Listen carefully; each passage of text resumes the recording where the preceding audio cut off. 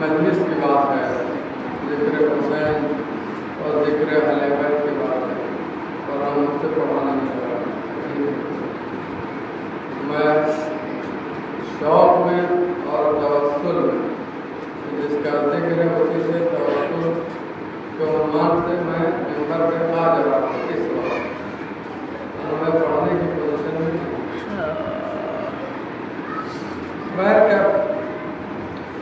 آپ تمام حضرات سے گزارش ہے ایک سورہ فاتحہ پڑھ کے سید اعلیٰ حسین مرحوم ابن سید محمد شفیع مرحوم کی روح کو ساتھ کریں۔ اللہم صلی علی محمد۔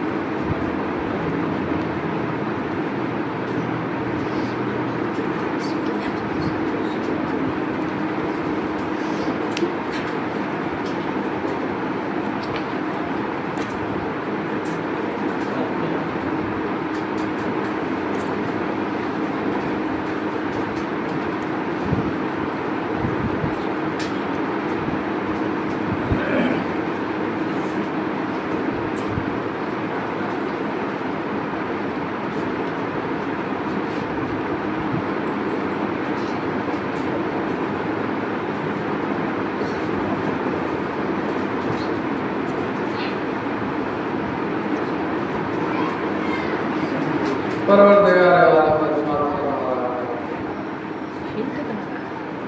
کہ اللہ کا فیصلہ ہے کہ صرف اس کی عبادت کرو۔ حضرات میری طرف متوجہ رہیے تو کچھ آپ کو فائدہ ہوگا، اور اس مجلس پرفیض سے اور اس مبارک وزن سے آپ کچھ حاصل کر سکتے ہیں۔ اہل بیت وہ وسیلہ ہیں اور وہ ذات ہے اہل بیت کی کہ اہل بیت کے پاس سب کچھ ہے، سب کچھ ہے۔ اہل بیت ہمارے جن کو ہم مانتے ہیں، جو 14 معصومین ہیں، جو پیغمبر کے اہل بیت کہلاتے ہیں، ان کا مقام، ان کا مرتبہ اتنا زیادہ ہے کہ انبیاء و مرسلین بھی ان کے برابر نہیں इनका मर्तबा, इनके पास इनको अल्लाह ने हर तरह का इख्तियार दिया है, क्योंकि यह अल्लाह की पसंदीदा और चुनी हुई मखलूक अहले बैत। अहले बैत का जहाँ जिक्र हो, इंसान को वहाँ पे जाना चाहिए। हत्ता कि अगर दुश्मन के घर में भी जिक्र अहले बैत हो रहा हो तो वहाँ पे जाना चाहिए, कोशिश करें। इसलिए नहीं कि वो दोस्त हो जाएगा या हम दोस्त हो जाएंगे, नहीं, आप जिक्र अहले बैत और जिक्र हुसैन की वजह से जाएंगे कि हमें जिक्र हुसैन का सवाब मिलेगा, हमें जिक्र हुसैन की फजीलत हासिल होगी और फर्श अदाया हुसैन से जो बरकत मिलेगी उसको हम लेने जा रहे हैं, तबर्रुक लेने जा रहे हैं। यानी तबर्रुक सिर्फ खाने की चीज़ नहीं है, बल्कि तबर्रुक जहाँ मजलिस होती है उसकी हर चीज़ तबर्रुक है। तो अपनी सोच की बात है कि हमारी सोच कैसी है, जैसी हमारी फिक्र होगी, जैसी हमारी सोच होगी, उसी सोच के मुताबिक वो चीज़ तबर्रुक बनती है। तबर्रुक यानी जिससे बरकत हासिल की है। अगर इमाम हुसैन या जो मजलिस अदा अहले बैत अलैहिस्सलाम होती हैं, मजलिस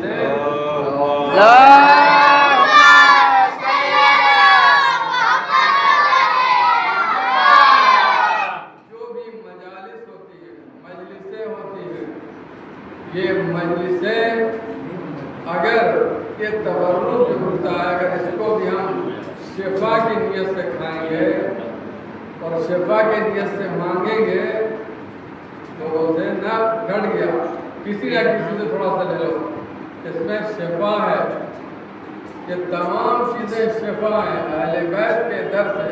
और अहले बैत के वास्ते से जो चीज़ इंसान को नसीब होती हो उसमें शिफा पाई जाती है, उसमें बरकत पाई जाती है। तो तबर्रुक इसे कहते हैं, तबर्रुक हासिल करो।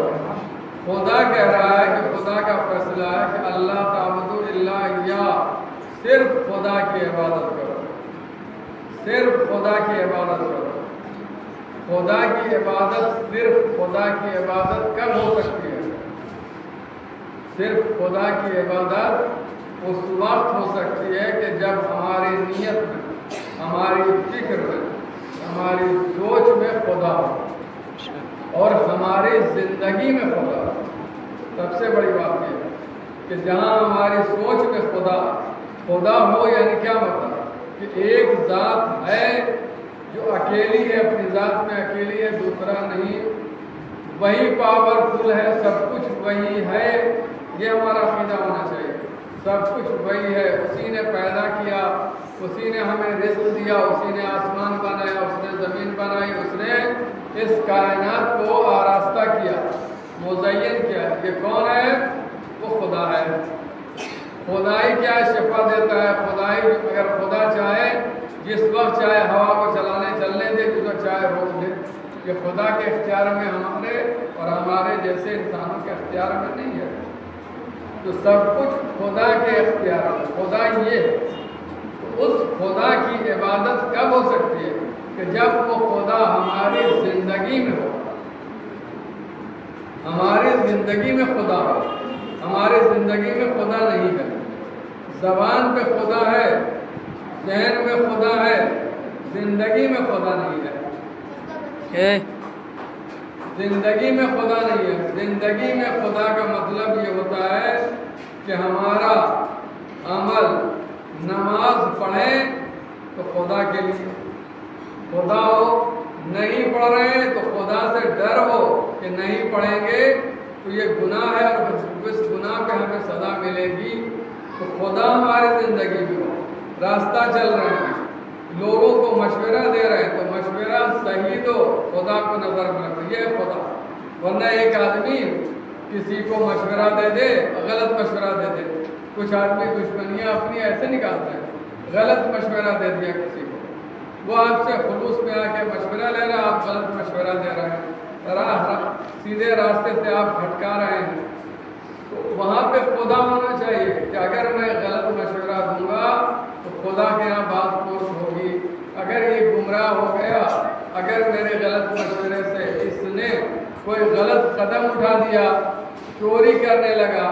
کسی کے ماں بہن کو گالی بکنے لگا، زیادتی کرنے لگا، کسی پہ ظلم کرنے لگا آپ کے مشورے سے، تو آپ تو گئے جہنم۔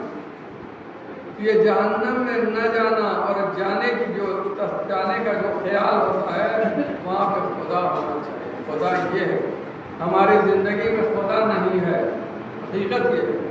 ورنہ اگر ہم راستہ چل رہے ہو تو بھی ہمارے راستہ چلنے میں کہ ہم کس لیے راستہ چل رہے ہیں، اپنے گھر سے قدم نکالا ہے تو کس لیے نکالا ہے، یہ خدا سوچ کے چلے کہاں جا رہے ہیں۔ کسی غلط آدمی کے ساتھ دینے تو نہیں جا رہے ہیں، کسی باطل کی حمایت کرنے تو نہیں جا رہے ہیں، کسی چور اچکے بدماش کا سپورٹ کرنے تو نہیں جا رہے ہیں، کسی ایسے ہی بدنام زمانہ انسان کی ضمانت لینے تو نہیں جا رہے ہیں۔ اگر ضمانت کی بات آئے تو ایسے لوگوں کی ضمانت نہیں لینا چاہیے۔ گواہی دینے کی بات آئے تو سچ کی گواہی دو، اچھے انسان کو بچانے کی کوشش کرو، یہ ہے۔ ورنہ اگر اس طریقے کا خیال میرے ذہن میں آئے گا، اگر ہمارے ذہن میں اس طریقے کا خیال آتا ہے تو وہاں پہ خدا ہے۔ کیوں کہ اگر ہم جھوٹی گواہی دیں گے تو خدا ہم سے بات پرس کرے گا، اگر ہم غلط بیانی کریں گے تو خدا کے یہاں سوال ہوگا، ہماری پٹائی ہوگی، اگر ہم چوری کریں گے، چغل خوری کریں گے، نمامی کریں گے، تہمت لگائیں گے، کسی پر الزام اور لگائیں گے، بہتان باندھیں گے، کسی کی غیبت کریں گے، کسی کی برائی کریں گے، کسی پر ظلم کریں گے تو خدا پوچھے گا۔ تو جہاں پہ خدا کا تصور آئے جس کام کے کرنے میں، اور اگر ہم اسی کے بعد الٹا، اگر ہم اچھا کام کرتے ہیں، نماز پڑھتے ہیں، روزہ رکھتے ہیں، لوگوں کی مدد کرتے ہیں، اپنے مومن بھائیوں کی مدد کرتے ہیں، چاہے وہ مال سے مدد کیجیے، چاہے زبان سے مدد کیجیے، چاہے سوچ اور فکر سے مدد کیجیے، اگر اپنے برادر ایمانی کی جو کلمہ پڑھتے ہیں ان بھائیوں کی اگر آپ مدد کرنے کے لیے جا رہے ہیں تو وہاں پہ بھی خدا ہونا چاہیے کہ خدا ہمیں ثواب دے گا۔ تو خدا کو نظر میں رکھ کے یہ کام کیجیے آپ سارا، پھر دیکھیے تو زندگی میں خدا ہونا چاہیے۔ خدا نے حکم دیا کہ نماز پڑھو، خدا نے حکم دیا کہ روزہ رکھو، خدا نے حکم دیا کہ اگر مالی استطاعت ہے، جسمی استطاعت ہے اور کوئی رکاوٹ نہیں ہے تو تم حج کرو، تمہارے پر حج واجب ہے۔ میری بات توجہ سنیے، حج واجب ہے، زکوٰۃ واجب ہے، خمس واجب ہے انسان کے مال میں، ہر آدمی کے مال میں خمس واجب، خمس واجب۔ اکثر لوگ خمس نہیں نکالتے، اکثر لوگ اسی پیسے سے خمس نہیں نکالتے، لباس بناتے ہیں، لباس کو پہن کے نماز پڑھتے ہیں، مصلی خریدتے ہیں، تسبیح خریدتے ہیں، سجدگاہ خریدتے ہیں، آپ کی نماز صحیح نہیں ہوتی۔ لہذا دماغ کو ٹھکانے رکھیے اور خمس نکالنے کی پابندی کیجیے۔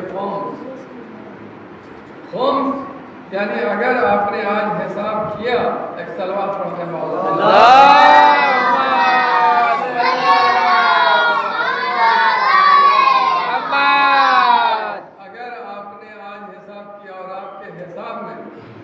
آپ کے گھر میں ہے پیسہ کوڑی سب کچھ ملا کے 5,000 روپیہ بچا ہے، کل ہے، دال چاول نمک مرچا سب کچھ تیل مسالہ سب حساب کرنے کے بعد 5,000 کا کل ہوا تو کتنا نکلا؟ 1,000۔ 1,000 روپیہ کیا چیز ہے؟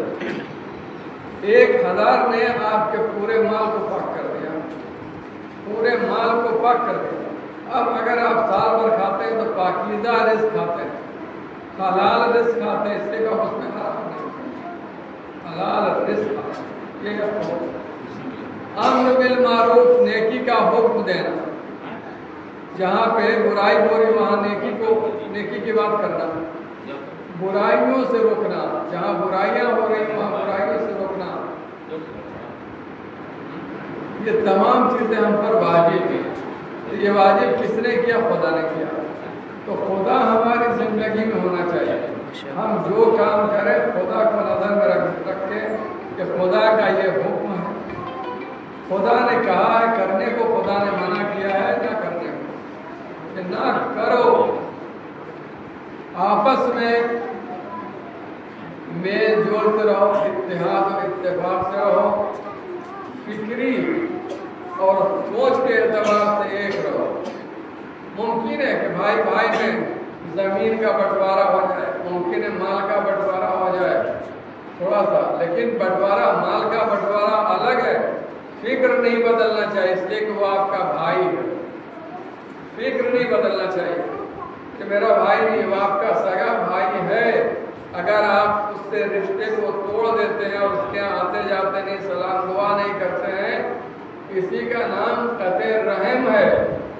کہ سگے رشتہ داروں سے ناتا توڑ دینا قطع رحم ہے۔ سگے رشتہ داروں سے، سگے رشتہ دار میں کون آتا ہے؟ سگا رشتہ دار بھائی ہے، بہن ہے، ماں ہے، باپ ہے، چچا ہے، چچی ہے، خالہ ہے، نانی ہے، ماموں ہے، خلیرے بھائی وغیرہ سب آ رہے ہیں، سب تھوڑا طبقہ بدل کے ماموداد بھائی، خلیرے بھائی، لیکن جو سب سے نزدیک ہے ماں باپ ہے، بھائی بہن ہے آپ کے سگے، تو ان سے رشتے کو توڑ دینے کا نام قطع رحم کہلاتا ہے۔ کہ آپ ان سے بات نہیں کریں گے، ان کے گھر نہیں جائیں گے، ان کا کھائیں گے نہیں، ان کا پیئیں گے نہیں، یہ تمام چیزیں قطع رحم ہے۔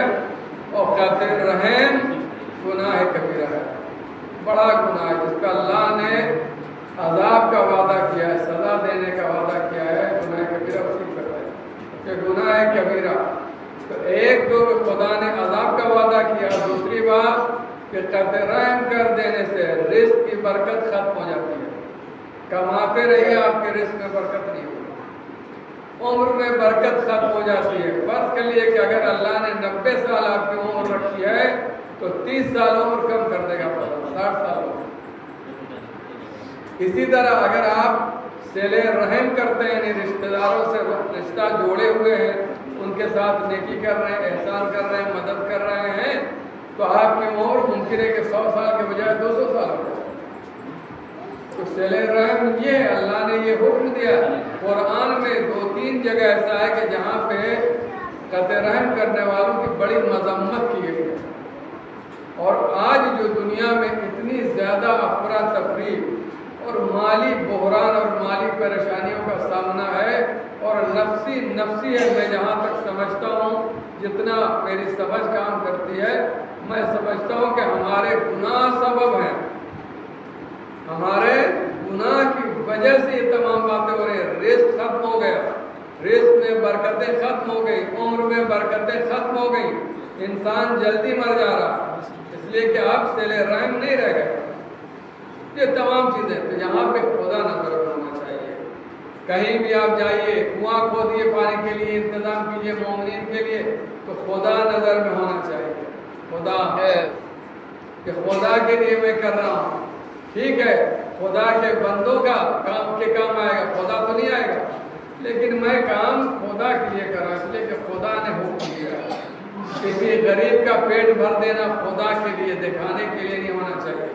کسی کے ساتھ آپ نے مدد کیا، پوری دنیا میں شور مچا دیا، اس کی آبرو لوٹ لیا آپ نے، میں نے مدد کیا۔ بعض لوگ ایسے ہیں، مدد کر دیتے ہیں، ہلّا مچانا شروع کر دیتے ہیں، چاروں طرف شور۔ دو پوشیدہ طریقے سے دو کسی کو مدد کرنا، تم نے خدا کے لیے دیا ہے نا، اور مدد کی ہے، تو جس کی مدد کی ہے اس کو جانے، خدا جانے، تم جانو، باقی تمہاری زبان پہ بھی نہیں آنا چاہیے اس طریقے کی چیزیں۔ مسلمان کو پیغمبر اسلام نے اور اللہ نے قرآن کریم میں تمام باتوں کا، اس طرح کی باتوں کا حکم دیا ہے کہ انسان کو ایک انسان کی طرح رہنا چاہیے۔ قرآن ہو یا حدیث ہو، اس میں ایک مسلمان، توجہ سے سنیں کہ مسلمان کے بارے میں پیغمبر کی حدیث ہے کہ المسلم من سلم المسلمون من یدہ و لسانہ، مسلمان وہ ہے جس کی زبان سے دوسرے مسلمان، دوسرے لوگ جس کی زبان سے اور جس کے ہاتھ سے محفوظ رہیں، یعنی اس زبان سے دوسروں کو نقصان نہ پہنچائے، ان ہاتھوں سے کسی کو نقصان نہ پہنچائے۔ صلوات پر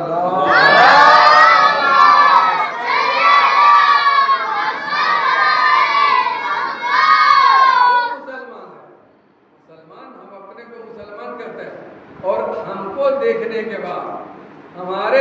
کیریکٹر کو دیکھنے کے بعد، ہمارے کردار کو دیکھنے کے بعد، جو ہمارا سماج میں کردار ہے اس کردار کو دیکھنے کے بعد دوسری قوم کے لوگ اسلام اور اسلام کے قوانین پر فیصلہ کرتے ہیں کہ اسلام ایسا ہے۔ اسلام ایسا نہیں ہے۔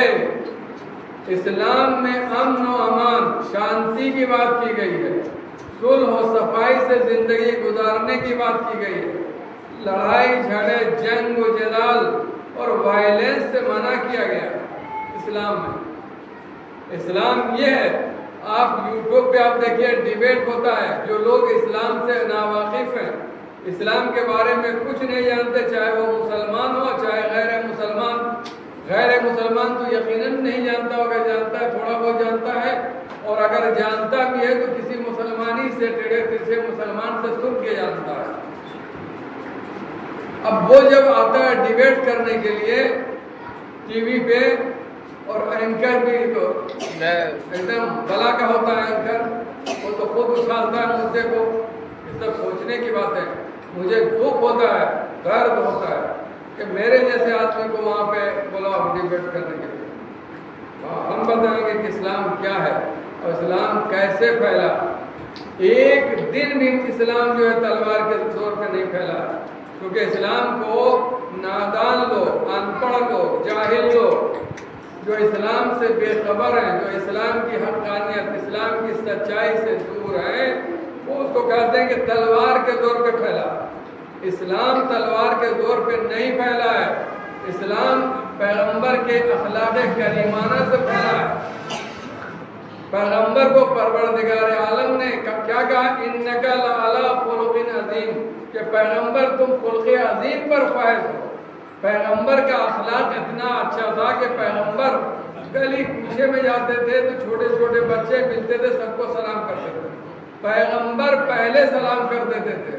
پوری زندگی میں پیغمبر کی اب نہیں ملے گا کہ پیغمبر کو کسی نے پہلے سلام کیا ہو۔ پوری زندگی پیغمبر کی گزر گئی۔ پیغمبر نے اس بڑھیا کو، ایک واقعہ میں پیغمبر کا پڑھ رہا ہوں، وہ بڑھیا جو روز پیغمبر پہ کوڑا پھینکتی تھی، جب ایک دن اس نے کوڑا نہیں پھینکا، پیغمبر نے نہیں دیکھا 2-3 دن، تو پوچھا لوگوں سے کہ وہ بڑھیا کہاں ہے، کہاں بیمار ہے۔ پیغمبر گئے عیادت کے لیے، اس کو دیکھنے کے لیے گئے۔ ہم اور آپ میں کوئی جذبہ نہیں ہے کہ کوئی ہمارا دشمن ہو جس سے ہماری لڑائی ہو اور بیمار ہو جائے تو اس کو دیکھنے کے لیے ہم گئے۔ ایک مرتبہ سب مل جل کے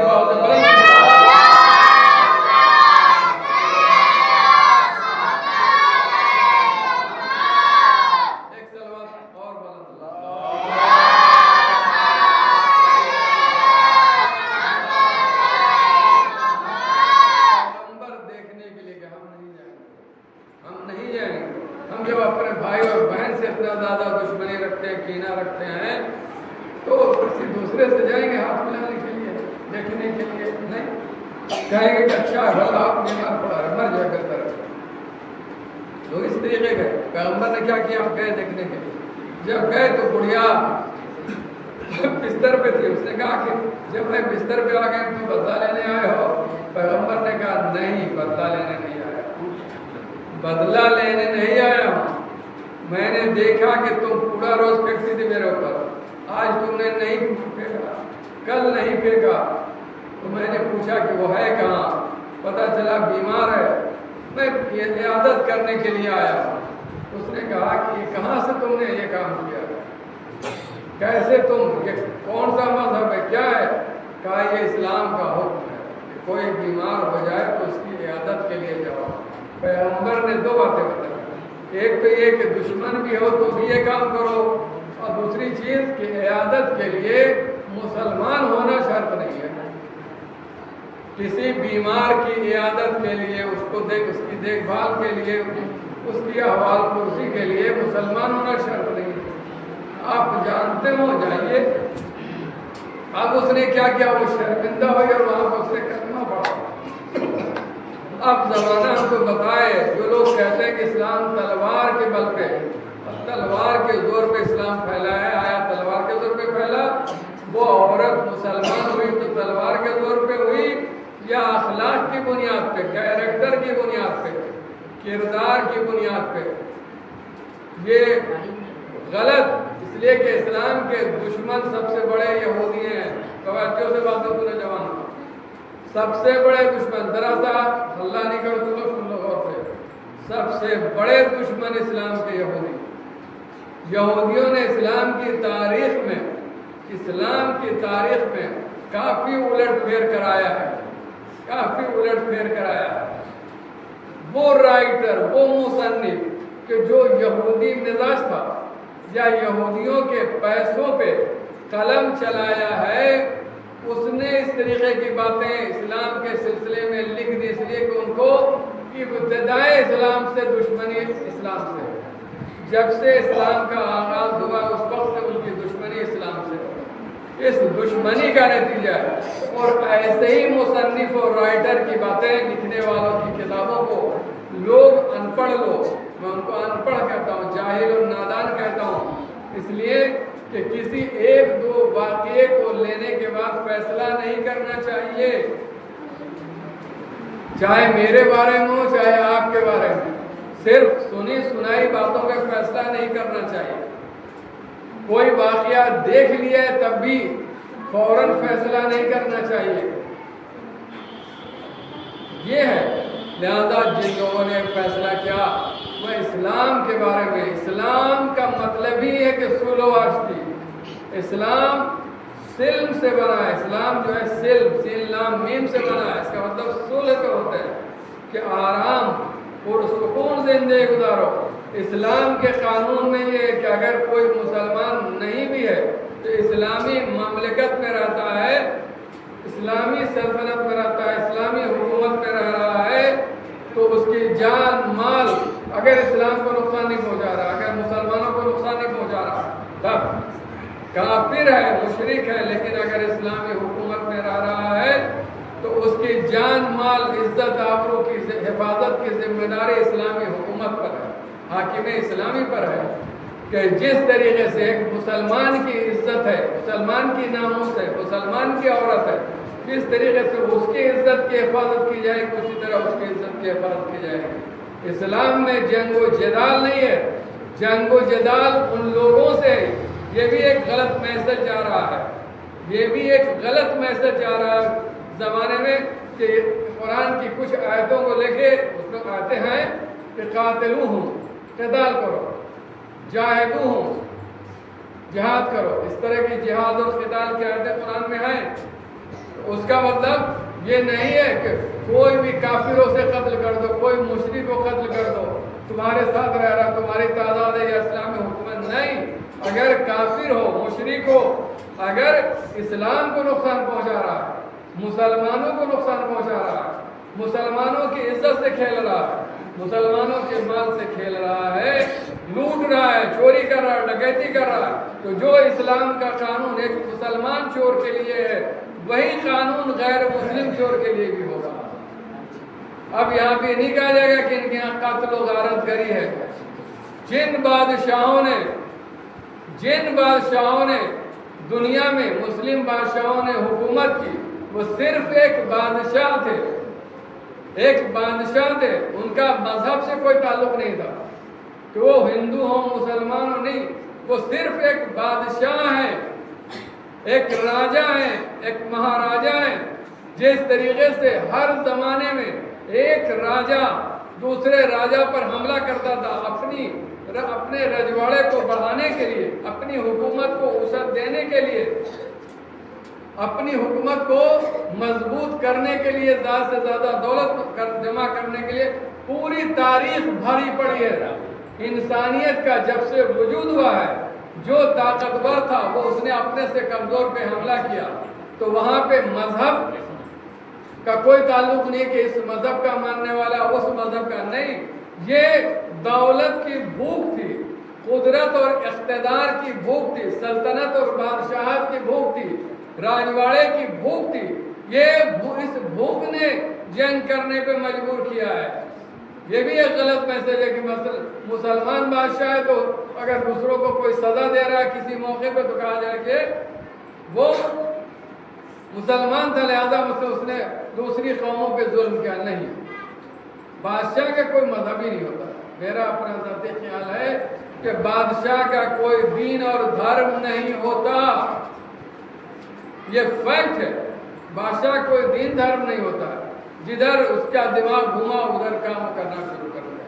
تو بہت ساری باتیں اب ان بادشاہوں کو کہ جو آئے کچھ ظالم بھی بادشاہ گزرے ہیں، بادشاہ اور راجہ زیادہ تر ظالم گزرے ہیں، انیائے کرنے والے، ستم کرنے والے، ظلم اٹھانے والے، غریبوں کا مال لوٹنے والے، اپنے قبضے میں کرنے والے، غریبوں پر ستم ڈالنے، پوری تاریخ بھری پڑی ہے ہندوستان کی تاریخ میں۔ اشوک سمراٹ سے لے کے جتنے بھی موریہ ونشج، فلاں ونشج، پھر آخر میں آتا ہے مغل، اس کے بعد انگریز نے کیا کیا؟ انگریز بھی وہی آج کی ڈیٹ میں جو گفتگو میں کر رہا ہوں، امریکہ کیا کر رہا ہے؟ مسلمان سمجھنے کے لیے تیار ہے، کبھی غور نہیں کرتا مسلمان، اور اسی طرح غیر مسلمان بھی غور نہیں کرتا کہ امریکہ، برٹین اور یہ جتنے بھی نیٹو میں ہیں وہ کیا کر رہے ہیں آج؟ امریکہ اپنے پاور کا اتنا غلط استعمال کر رہا ہے، مس یوز اپنے پاور کا کر رہا ہے۔ تو وہ کس لیے؟ امریکہ کا فیصلہ یہ ہے فلسطین کے سلسلے میں، توجہ، فلسطین کے سلسلے میں امریکہ کا فیصلہ، فلسطین کے مسلمانوں کی زمین امریکہ فیصلہ کر رہا ہے، 7 سمندر پار بیٹھا ہوا، کہ فلسطینی جو ہے اپنے سرزمین کو خالی کر کے کسی دوسرے ملک میں چلے جائیں، اور وہاں پہ یہ کیا کریں گے؟ یہ اپنے اعتبار سے شہر بسائیں گے، مارکیٹ بنائیں گے، اور بھی جو چاہے کریں گے وہاں پہ، تاکہ ان کی دادا گیری وہاں پہ چلتی رہے، ایشیا میں چلتی رہے۔ تو آج بھی تو وہی ہو رہا ہے، لیکن امریکہ کو بولنے والا کوئی نہیں کہ امریکہ کیا کر رہا۔ برٹین آیا، برٹین حکومت یہاں، برطانیہ حکومت کر رہا تھا، برطانیہ کا راج تھا، 200 سال تک انگریزوں نے راج کیا ہندوستان پہ۔ یہ 200 سال انگریزوں نے راج کیا۔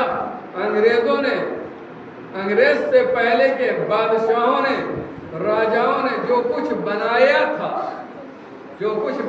تھا، ہندوستان گولڈن برڈز کے نام سے جانا جاتا تھا، سونے کی چڑیا کہلاتا تھا ہندوستان ملک۔ اس ملک کو جو بنایا تھا انگریزوں نے ایک ایک کر کے لوٹ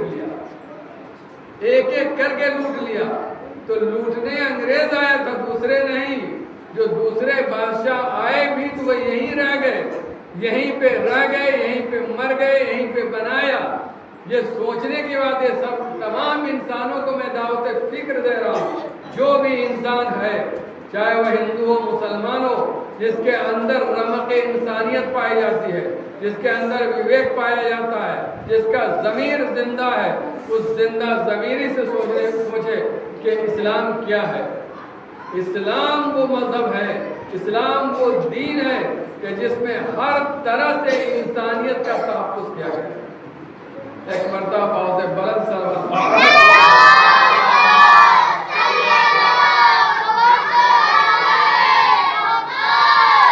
اسلام نے ہر طرح سے ہر حدود کی رعایت کی ہے۔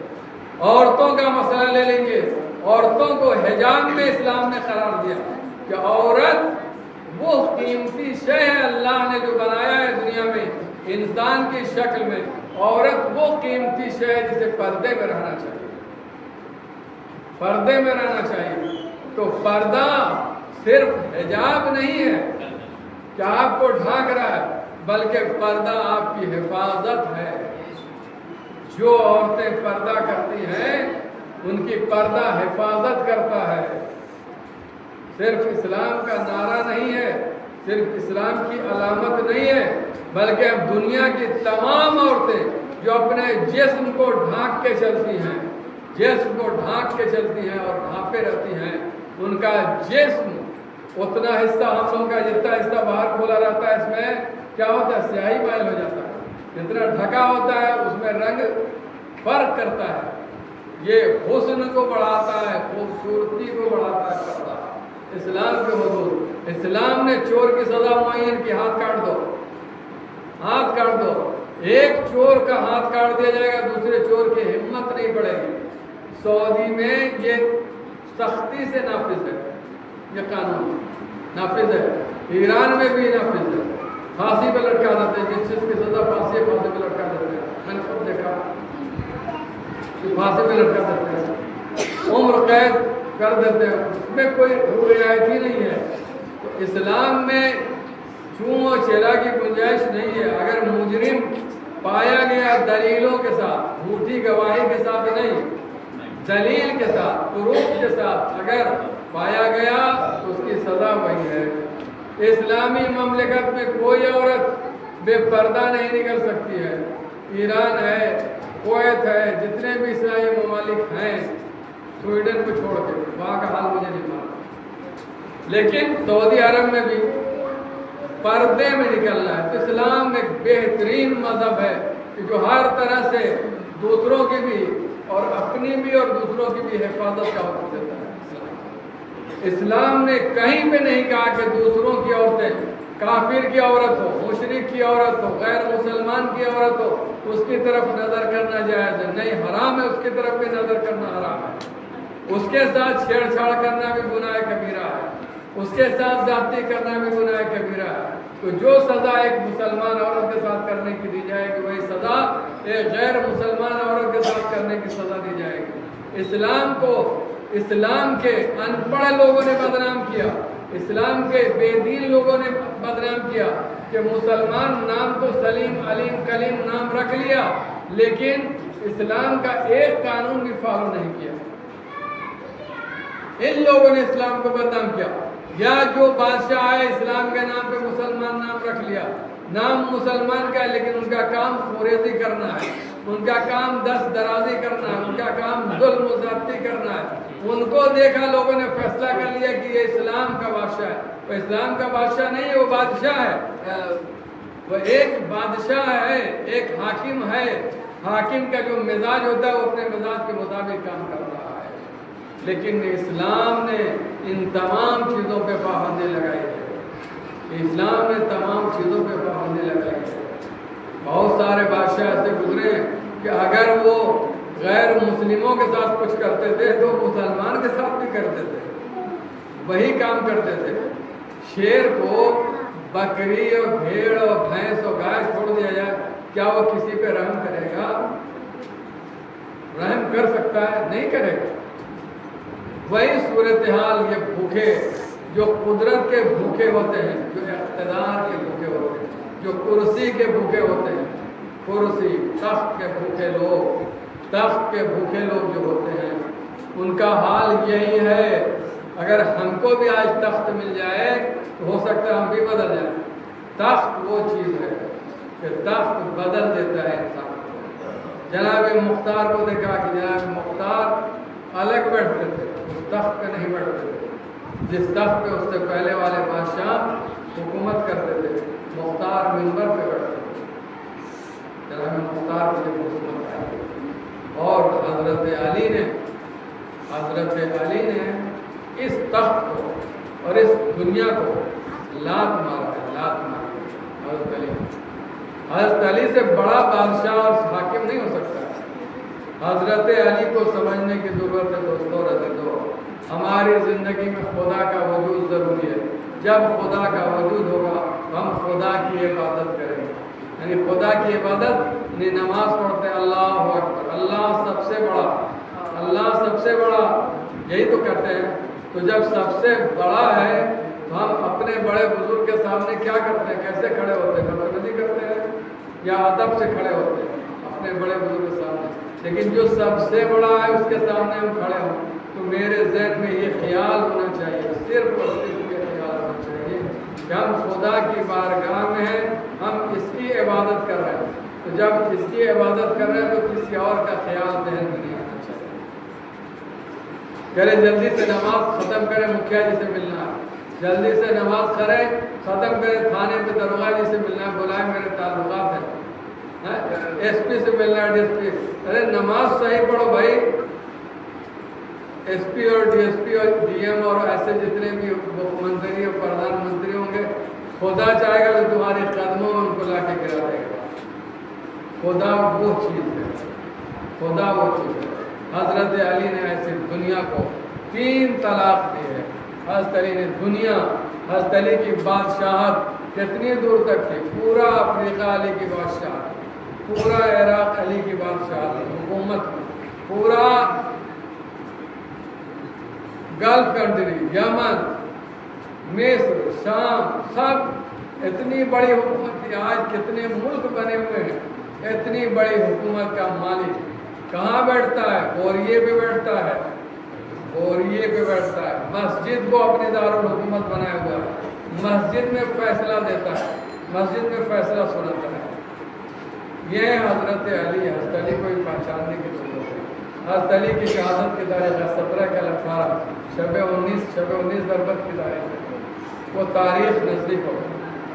حضرت علی کی مظلومیت پر جب میں غور کرتا ہوں، جب حضرت علی کی تاریخ میں پڑھتا ہوں، تو تاریخ انسانیت میں مجھے حضرت علی سے زیادہ مظلوم کوئی نظر نہیں آتا، حضرت علی سے زیادہ مظلوم کوئی نظر نہیں آتا۔ اتنے بڑی مملکت کا حاکم ہے، اور وہ اپنی جوتیاں جو ہے، وہ جوتی چپل جو ہے وہ خود ٹاک ٹاک کے پہن رہا ہے، خود اپنے ہاتھوں سے سل رہا ہے۔ ابن عباس ان کے چچرے بھائی تھے، ابن عباس کہتے ہیں کہ آپ سل رہے ہیں یہ جوتیاں، آپ اتنے بڑے حاکم ہیں، اتنے بڑے بادشاہ ہیں۔ حضرت علی کا جواب کیا ہے؟ یہ میری جوتی، ابن عباس، یہ میری پھٹی ہوئی جوتی جو ہے، یہ تمہاری پوری حکومت سے زیادہ فضیلت رکھتی ہے، بہتر ہے، میں اس کو ترجیح دیتا ہوں کہ اپنے ہاتھوں سے ٹاکوں۔ کون ایسا حاکم ہے کہ جس نے جوتیاں خود سے ٹاکی ہوں؟ کون ایسا حاکم ہے جو پھٹے کپڑے پہنتا ہو، پیمن پہ پیمن لگا کے پہنتا ہو؟ کون ایسا حاکم ہے کہ جو جوتی پھٹی پہنتا ہو، جو سوکھی روٹیاں کھاتا ہو، فاقہ کرتا ہو، اور رات کا جب وقت آتا ہو تو رات کے سناٹے میں اپنے پشت پہ غذا لے کر، آٹا لے کر غریبوں کے گھروں تک جاتے تھے حضرت علی، رات کی تاریکی میں۔ جس کے گھر گئے کسی کو نام نہیں بتایا۔ آج تک تاریخ میں کوئی یہ نہیں کہہ سکتا کہ علی مجھے دینے آتے تھے، نا، کسی کو نام نہیں بتایا، کبھی نہیں بتایا۔ حضرت علی نے ایک جگہ جاتے تھے حضرت علی، تو وہاں پہ حضرت علی ایک نابینا کو لے جا کے کھانا کھلاتے تھے رات کے سناٹے میں۔ نابینا روز انتظار کرتا تھا حضرت علی اسی ٹائم پہ جاتے تھے، کھلاتے تھے۔ جب 3 دن گزر گئے، کوئی نہیں آیا، ادھر سے امام حسن کا گزر ہوا۔ امام حسن نے اس نابینا کو دیکھا، اور دیکھنے کے بعد بات چیت ہوئی، کہا تم یہاں کیوں پڑے ہوئے ہو؟ کہا میری جگہ یہی ہے۔ کہا کھاتے پیتے کہاں سے ہو؟ کہا ایک شخص تھا جو روز آتا تھا میرے پاس اسی ٹائم پہ، اور آنے کے بعد مجھے کھانا کھلاتا تھا۔ نابینا کہہ رہا مجھے کھانا کھلاتا تھا۔ تو کہا امام حسن نے کہ اس نے اپنا نام بتایا؟ کہا کہ نام نہیں بتایا، کبھی نام نہیں بتایا، میں پوچھتا رہا، کبھی نام نہیں بتایا۔ کہا کوئی کچھ تو بتاؤ کہ وہ کہتا کیا تھا؟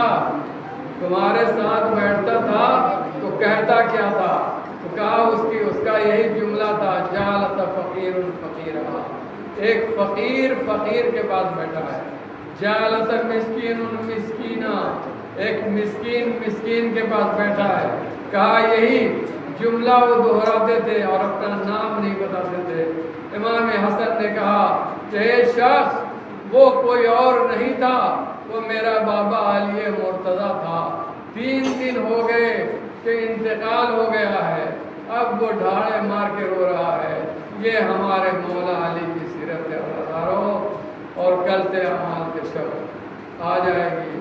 الا لعنۃ اللہ علی القوم الظالمین، سیعلم الذین ظلموا ای منقلب ینقلبون۔ میرے بھائی ہو گئے تو کل کی رات کے لیے، کل کے بعد اعمال ایک روز نہ کر کے اعمال روز ہے، اس کے لیے कमर हिम्मत का सवाल, हिम्मत होना चाहिए, हौसला होना चाहिए। कम खाओ, अपने आप को आमादा करो अमाल के लिए। ये रमज़ान का महीना बरकतों का महीना, सआदतों का महीना, नेमतों का महीना, रिस्क में इजाफे का महीना, उम्र में इजाफे का महीना, माल में इजाफे का महीना, औलाद में तरक्की का महीना, हर तरह का ये महीना है। खुदा ने दुनिया की सारी नेमतें इसी माह मुबारक रमज़ान में रख दी हैं। लिहाजा मेरे भाइयों, मेरे दोस्तों, इस मौके को अपने हाथ से न गाओ। दुआ का महीना है, खुदा की बारगाह में दुआ करने का है।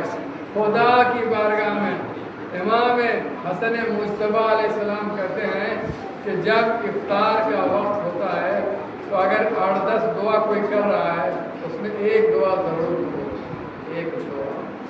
तो ये दुआ का महीना अपने लिए, अपने ईमानी भाइयों के लिए जो बीमार हैं, जो कर्ज़ों के दबाव में हैं, जो परेशान हाल हैं, जो फिक्री एतबार से कमज़ोर है, सोच उनकी कमज़ोर है, इस तमाम लोगों के लिए दुआ करो।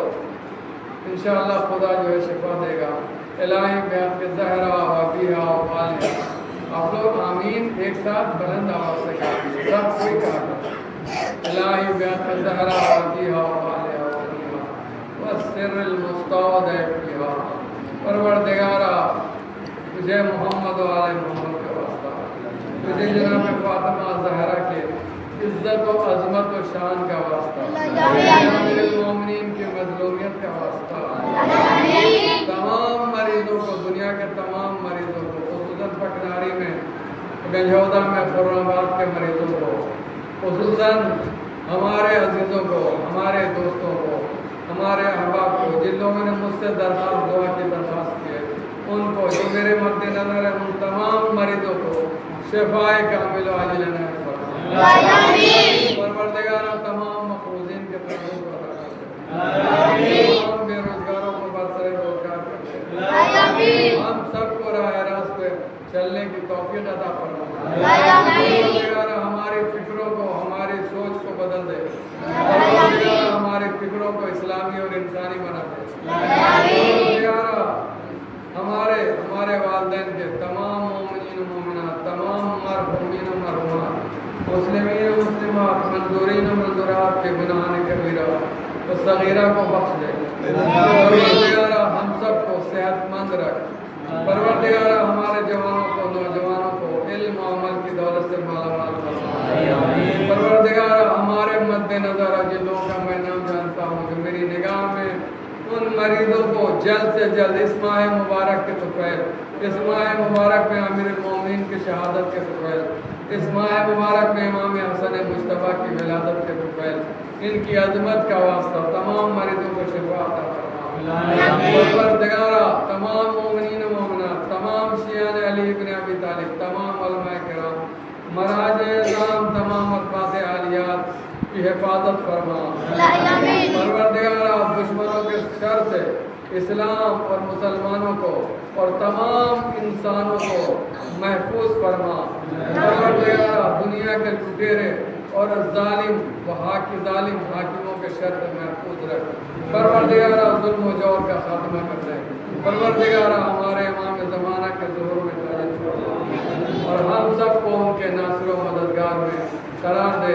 आप तमाम हज़रात से गुजारिश है कि एक मरतबा फिर सूरह फातिहा पढ़ के सैयद आल हुसैन इब्न सैयद मोहम्मद शफी मरहूम की रूह को इसाल फरमा।